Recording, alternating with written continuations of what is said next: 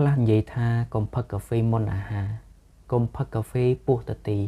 កុំយកកាហ្វេធ្វើជាអាហារជំនួសអាហារខ្លះគេនិយាយអញ្ចេះខ្លះគេថាផឹកបានខ្លះគេថាផឹកមិនបានអញ្ចឹងក្នុងនាមបងប្អូនដែលជាអ្នកស្ដាប់តើបងប្អូនគិតល្មិចក្នុងនាមបងប្អូនជាអ្នកស្ដាប់តើបងប្អូនគិតល្មិច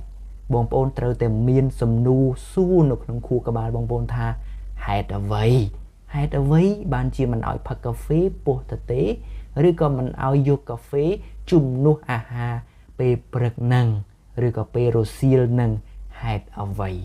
អញ្ចឹងគេនឹងប្រាប់បងប្អូនហើយប្រសិនបើគេមិនប្រាប់បងប្អូនទេបងប្អូនមិនចាំបាច់ទទួលយកនៅគំនិតនោះទេអត់មានហេតុអត់មានផលអត់មានអំណះអំណាងមិនបាច់យកទេតែបើគេប្រាប់ថាបងប្អូនផឹកកាហ្វេដែលជាកាហ្វេសុទ្ធហើយវាមានកាហ្វេអ៊ីនវាមានអាស៊ីតច្រើនដែលវាមានផលរំខានទៅដល់កាពះឬក៏ធ្វើឲ្យយើងនឹងមិនស្រួលខ្លួនសុខភាពមិនល្អអូខេបើសិនជាមានហេតុផលអញ្ចឹងទទួលយកចុះប្រសិនបើកាហ្វេនោះគេបានចម្រាញ់ដកអាស៊ីតដកកាហ្វេអ៊ីនដកអ្វីដែលអត្ថប្រយោជន៍ចេញហើយបន្ទាប់មកគេបន្ថែមគ្រឿងផ្សំ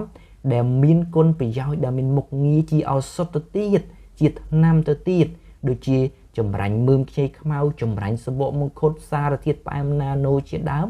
តើអាចញ៉ាំបានអត់អានឹងញ៉ាំបានដែរដោយសារគេទី1កាហ្វេអ៊ីនអាស៊ីតអ្វីដែលប្រយោជន៍គេបានចម្រាញ់ដកចេញទី2វាមានគ្រឿងផ្សំបន្ថែមដែលសម្បូរទៅដោយវីតាមីនប្រូតេអ៊ីនសារធាតុចិញ្ចឹមសម្រាប់រាងកាយអញ្ចឹងផឹកកាហ្វេអញ្ចឹង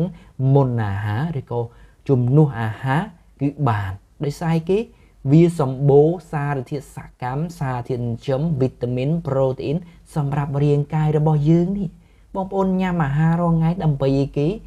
បឺតស្រូបយកជីវជាតិសារធាតុសកម្មវីតាមីនប្រូតេអ៊ីននឹងឯងតាចុះឥឡូវនេះក្នុងកាហ្វេនឹងវាមានស្រាប់ហើយគេសម្រិតសម្រាំងយ៉ាងល្អទៅទៀតអញ្ចឹងតើយើងនៅតែបារម្ភរឿងអី